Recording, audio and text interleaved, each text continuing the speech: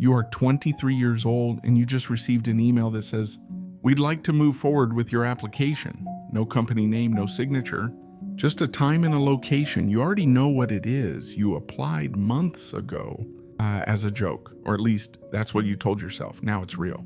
And if you say yes, your life ends here and something else begins. Level 1, the selection. You don't tell anyone, not your friends, not your family. You book the flight yourself, Virginia. The building looks normal, almost intentionally forgettable. Inside, gray walls, fluorescent lights, silence. You wait 40 minutes before anyone speaks to you. Then a man sits down across from you. No introduction, just questions. Where did you grow up? Have you ever lied to someone you loved? What's the worst thing you've ever done? The questions don't feel random.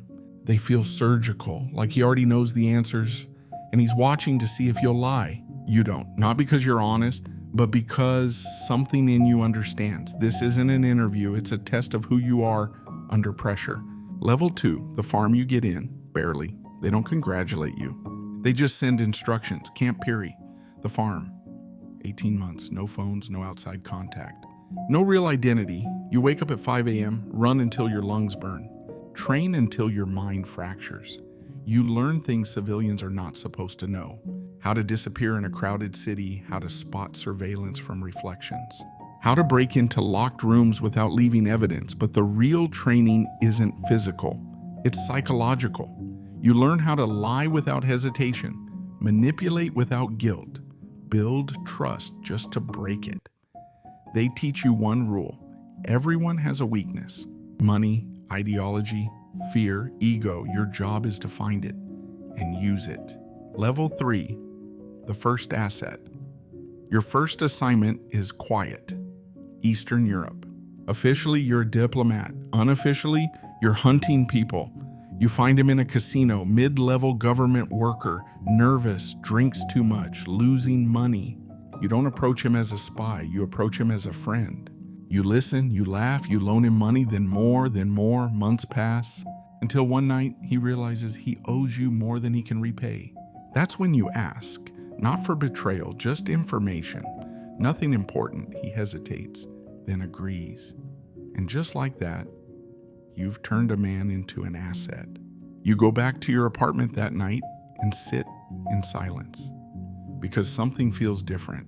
Not wrong, not right, just irreversible. Level 4, the offer. They call you back. Private meeting. No notes, no recording. Just one question: do you want to go deeper? Non-official cover? An oak? No embassy. No protection, no identity. If you're caught, you don't exist. No rescue, no acknowledgement, no country, just consequences. You think about it for less than 10 seconds. You say yes. Level 5, the disappearance. Your life is erased. Your name is gone. Your records are rewritten. Your history replaced. You become someone else, a businessman.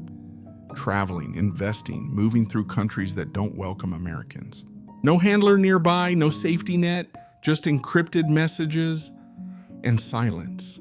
You stop calling people because you can't. You stop trusting people because you shouldn't. You start forgetting who you were before this. Level 6, the compromise. Beirut, everything goes wrong slowly, then all at once. You notice the same car twice. Then a third time, then a man watching too closely. You abort the meeting, but it's too late. They've seen you, not enough to prove anything, but enough to start digging. You pack everything in 30 minutes, burn documents, erase drives, disappear again. You leave the country that night. No goodbye, no closure, just another version of your life. Gone.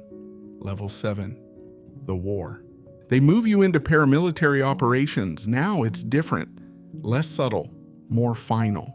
Afghanistan, you're no longer just gathering information, you're acting on it. You work with people you don't trust. You make decisions with incomplete data. You call in strikes. Sometimes you're right, sometimes you're not. And you learn something they never told you at the farm. Intelligence is never perfect, but action is always permanent. Level 8, the command. You lead a team now. 8 people, all trained, all dangerous, all depending on you. Libya, chaos, weapons missing, no clear enemy. just shifting alliances. You operate at night.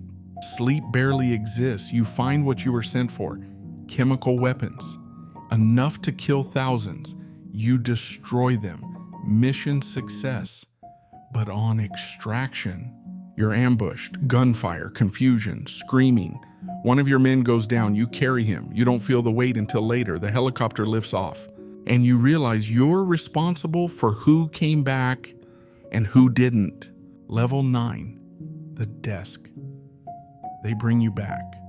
Not because you want to leave the field, but because your body is done. Too many injuries, too many hits. You sit behind a desk now, but the decisions are bigger. You don't pull triggers anymore. You authorize them. Operations, targets, strikes. You sit in rooms where wars are planned, leaves are calculated, outcomes are predicted, and you notice something. The distance between decision and consequence is growing, and that distance makes everything easier. Level 10, the ghost you retire. No parade, no recognition, just a quiet room, a handshake, a medal you can't explain. You go home, wherever home is now. You try to live normally. But normal doesn't feel real anymore. You wake up at night, check doors, check windows, check nothing. Because there's nothing there, just habits that never left. People ask what you did for 30 years. You give them a version, a safe version, a lie, because the truth is not something you can share. Not with them, not even with yourself. Ending, important. This is your edge. Somewhere right now, someone is filling out that same application. They're thinking about adventure, purpose, meaning. They think they're stepping into something bigger than themselves. They are, but not in the way they think, because this life doesn't just change what you do. It changes what you become. And once that happens, there's no going back.